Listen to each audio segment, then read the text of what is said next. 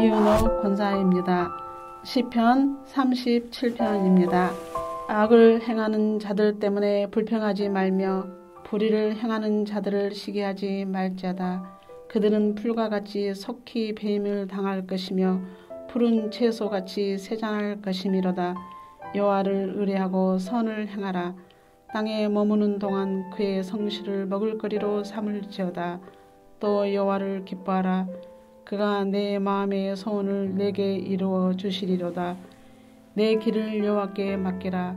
그를 의지하면 그가 이루시고 내 의를 빛같이 나타내시며 내 공의를 정오의 빛같이 하시리로다. 여호와 앞에 잠잠하고 참고 기다리라. 자기 길이 형통하며 악한 꾀를 이루는 자 때문에 불평하지 말지어다. 분을 그치고 노를 버리며 불평하지 말라. 오히려 악을 만들 뿐이라.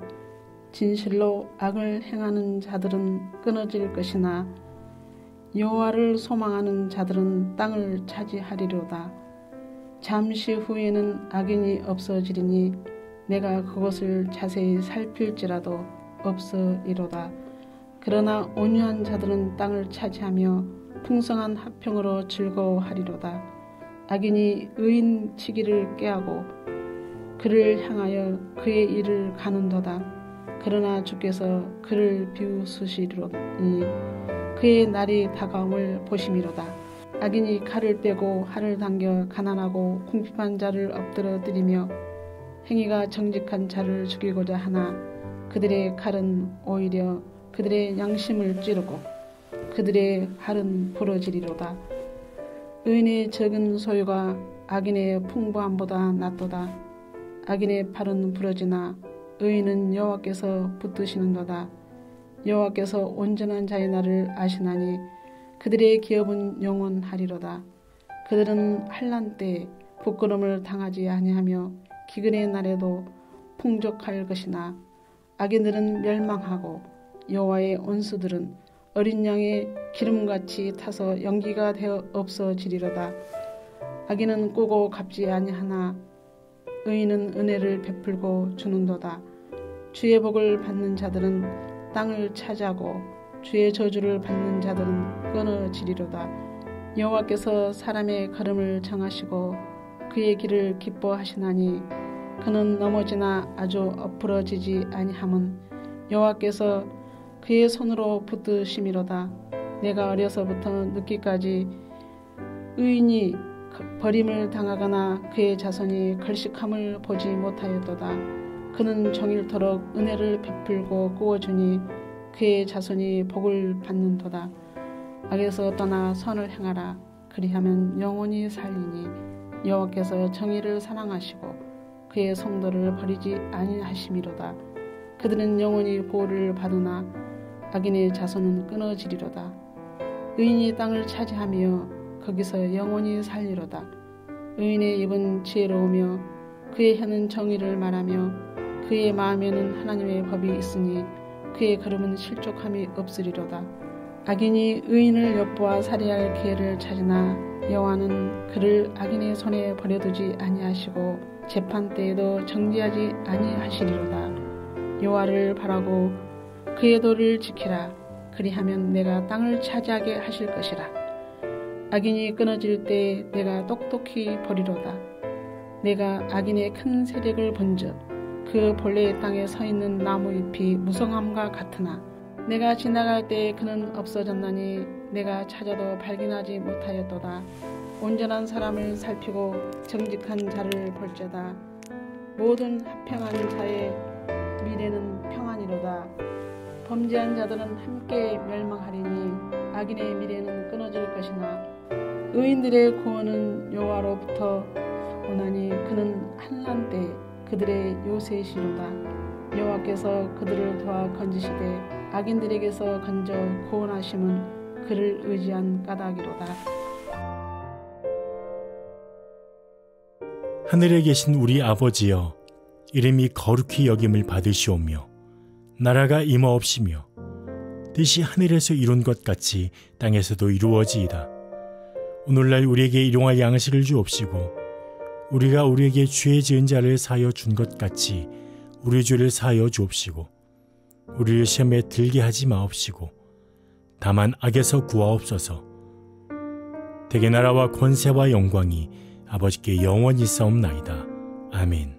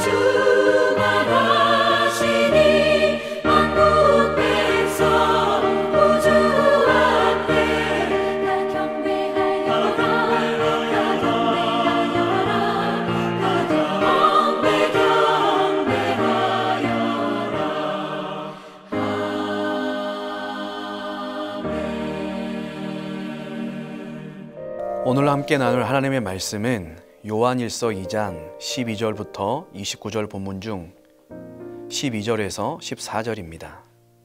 자녀들아, 내가 너희에게 쓰는 것은 너희 죄가 그의 이름으로 말미암아 사함을 받았으며, 아비들아, 내가 너희에게 쓰는 것은 너희가 태초부터 계신 이를 알았으며, 청년들아, 내가 너희에게 쓰는 것은 너희가 악한 자를 이겼음이라. 아이들아, 내가 너희에게 쓴 것은 너희가 아버지를 알았으며, 아비들아, 내가 너희에게 쓴 것은 너희가 태초부터 계신 이를 알았으며, 청년들아, 내가 너희에게 쓴 것은 너희가 강하고 하나님의 말씀이 너희 안에 거하시며 너희가 흉악한 자를 이기었음이라. 아멘. 성탄의 평강과 기쁨이 가득한 한 날 되시기를 축복합니다. 신앙생활 하다 보면 종종 낙심될 때가 있죠. 그때 필요한 것은 하나님의 위로와 확신입니다. 하나님은 그 위로와 확신을 말씀을 통해서 주십니다. 사도 요한 또한 흔들리고 있는 성도와 교회를 향해서 참된 그리스도인의 증거가 무엇인지를 말씀하고 그 확신 가운데 서서 하나님과 사귐, 그 교제의 기쁨 가운데 살아갈 수 있도록 말씀을 전합니다. 12절부터 14절에서는 그 교회를 자녀들아, 청년들아, 아비들아 사랑스럽게 부릅니다. 여기에서 이 그룹이 누구인가를 말할 때 많은 얘기들이 있지만 자녀들아를 전체 성도 교회로 보고 청년들아, 이 아비들아를 연령에 따른 구분이나 신앙의 성숙도에 따른 구분으로 이해합니다. 자녀들아, 아이들아 12절 14절에 보면 내가 너희에게 쓰는 것은 너희 죄가 그의 이름으로 말미암아 사함을 받았으며, 14절에 보니까 너희가 아버지를 알았으며, 너희가 죄 사함을 받았고 하나님을 안다. 어떻게? 아버지로 알고 믿고 고백하는 하나님의 자녀이기 때문에 내가 너희에게 이 편지를 쓴다 라고 말합니다. 그리고 아비들아 13절 14절에 보면 너희가 태초부터 계신 이를 알았으며, 반복해서 강조합니다. 이것을 쓰는 것은 태초부터 계신 이인 예수님을 알기 때문이다. 여러분, 우리의 믿음은 지식을 포함하죠. 믿음의 대상이신 태초부터 계신 이인 예수 그리스도를 아는 것을 포함합니다. 그래서 우리 믿음이 견고해진다는 것은 그 예수님에 대해서 전인격적으로 경험적으로 더 알아간다는 것을 포함하죠. 그리고 청년들아 13절 14절에 보면 너희가 악한 자를 이기었음이라. 또한 너희가 강하고 하나님의 말씀이 너희 안에 거하시며 너희가 흉악한 자를 이기었습니다. 악한 자, 흉악한 자는 사탄을 말하죠. 이겼다라고 말하고 있습니다. 성도는 영적 전쟁을 피할 수 없습니다. 그런데 이 청년들을 부르는 것처럼 모든 그리스도인들은 악한 자와 싸워 이기도록 부름을 받았습니다. 언제 이겼다라는 말일까요? 둘 다 완료형 동사를 쓰고 있는데 과거에 했던 어떤 사건이 현재까지 영향을 미친다라는 뜻입니다. 예수님께서 십자가에서 승리하신 그 사건으로 말미암아서 그 사건이 계속해서 믿는 하나님의 자녀인 성도에게 승리를 누리도록 한다라는 것이죠.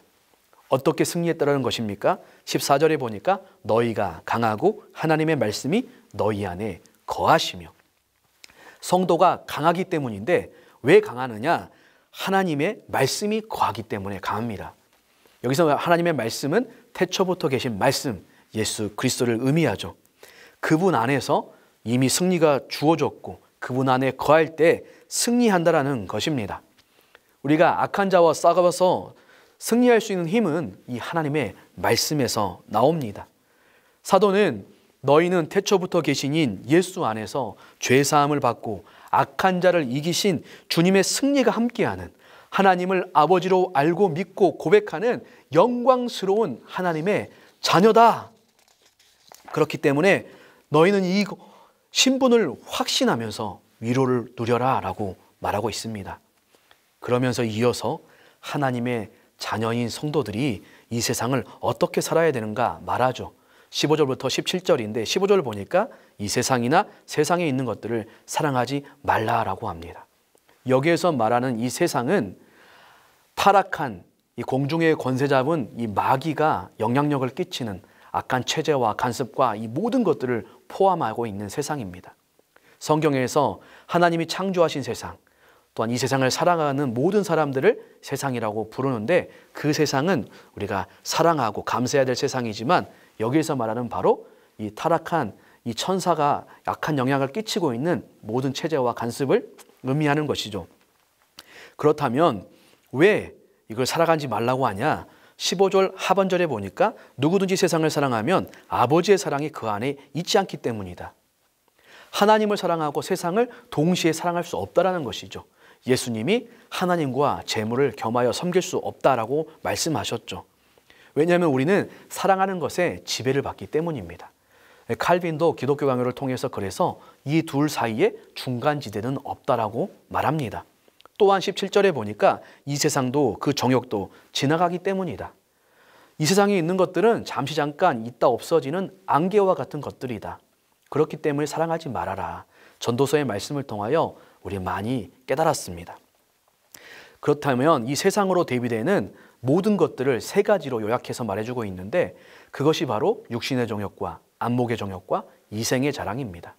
이 육신의 정욕은 우리가 무엇을 바라는가 하는 것이죠.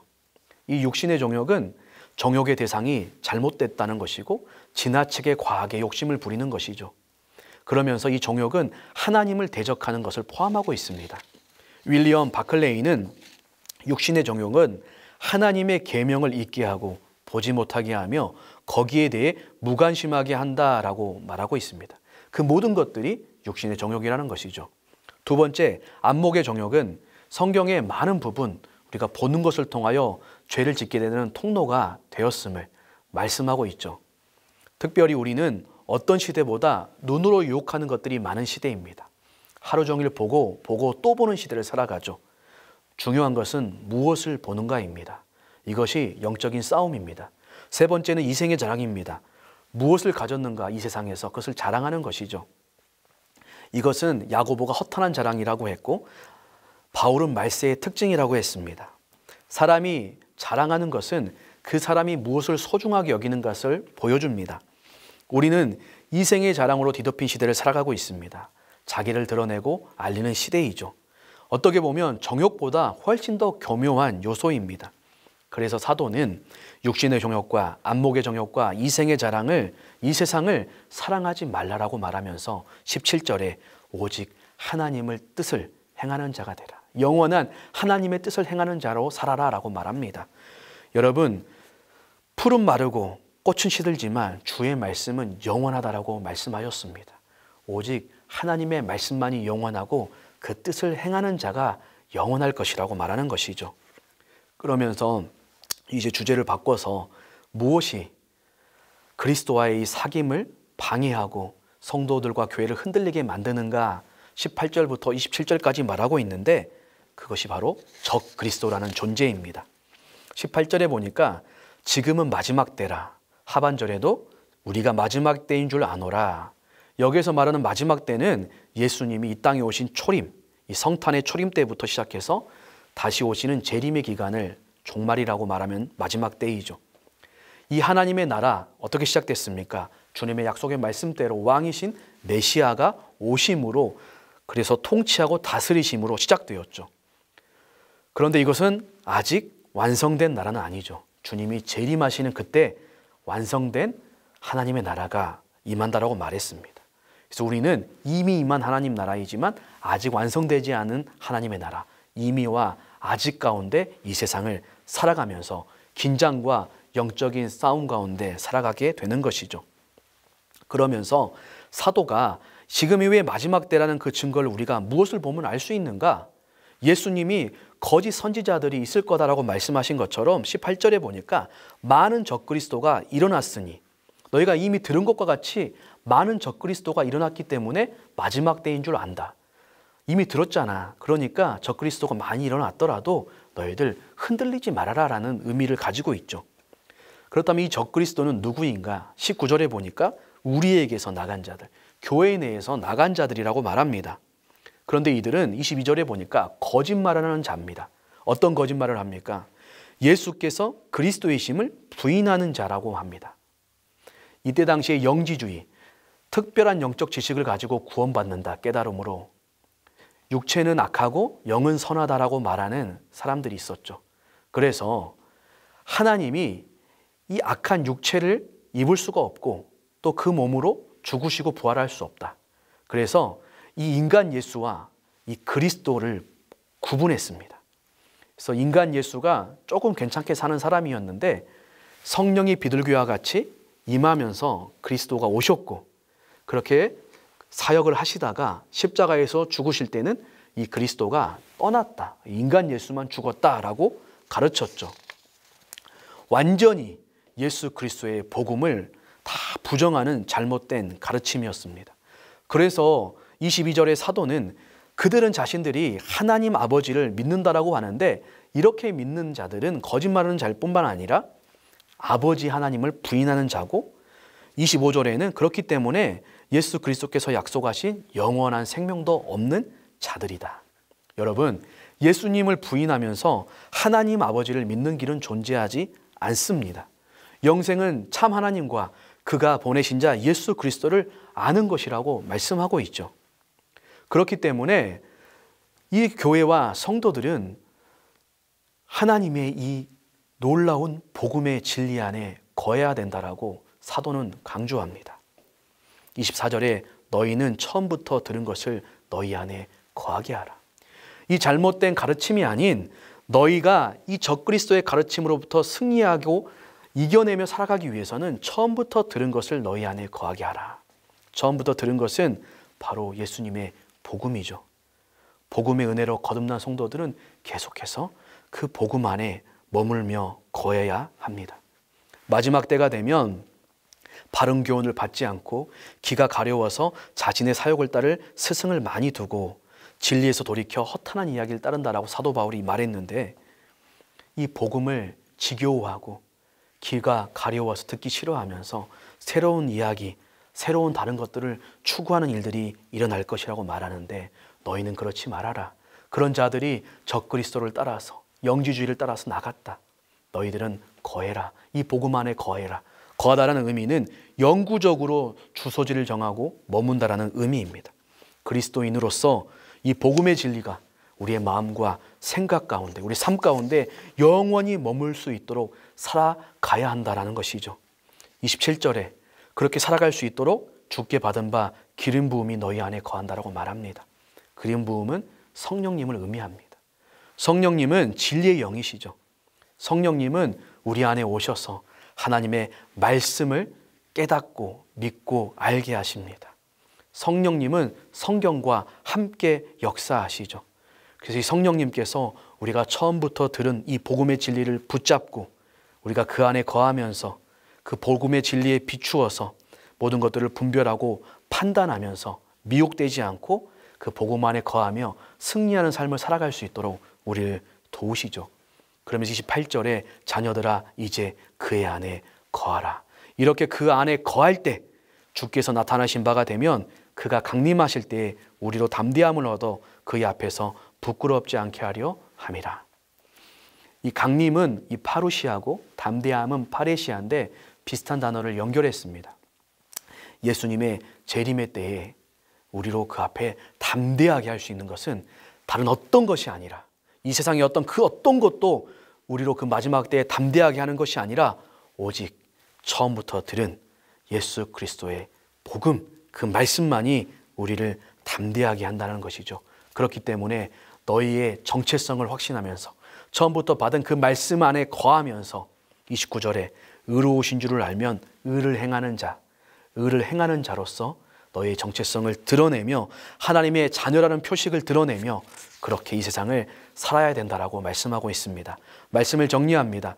신자는, 믿는 자는 구원을 얻기 위해서 행하는 사람이 아니라 구원을 얻었기 때문에 그것을 확신하고 행하는 자입니다. 예수님보다 더 중요하다고 생각하는 것이 우리의 마음과 우리의 눈과 우리의 어떠한 삶에도 있어서는 안 됩니다.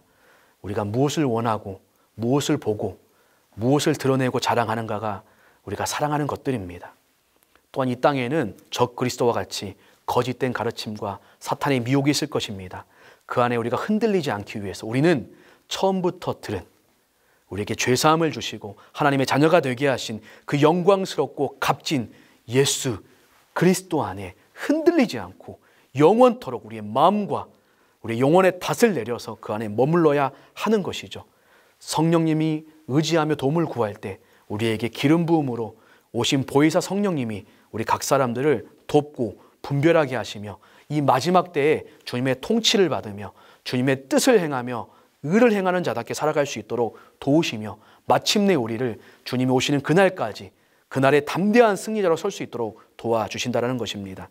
이 성탄의 절기에 그리스도 안에 있는 은혜가 무엇인지를 기억하면서 우리의 믿음과 삶을 통하여 깊은 사귐을 통하여 하나님 앞에 최고의 경배를 올려드리는 우리 모든 성도님들 될 수 있기를 예수님의 이름으로 축복합니다. 기도하겠습니다. 하나님 아버지, 다시 한번 우리가 하나님의 자녀가 되고 그 영광스러운 복음 안에서 누리는 성도의 정체성이 무엇인지를 이 말씀을 통하여 확신하게 하여 주시고 그 확신이 우리에게 큰 위로와 영광이 될 수 있도록 인도하여 주시옵소서. 이 거짓된 가르침과 없어질 세상의 것들을 사랑하지 않게 하여 주시고 오직 처음부터 들은 이 복음과 진리의 말씀 안에 거하면서 이미 얻은 승리를 마지막 때까지 승리할 수 있도록 우리를 도우시는 성령 하나님 안에서 계속해서 의와 말씀을 행하는 자로 살아가면서 마지막 때에 주님 앞에 담대하게 영원한 생명을 누리며 영광스러운 부활 가운데 설 수 있도록 우리 모두 가운데 함께하여 주시옵소서. 예수님의 이름으로 기도합니다. 아멘.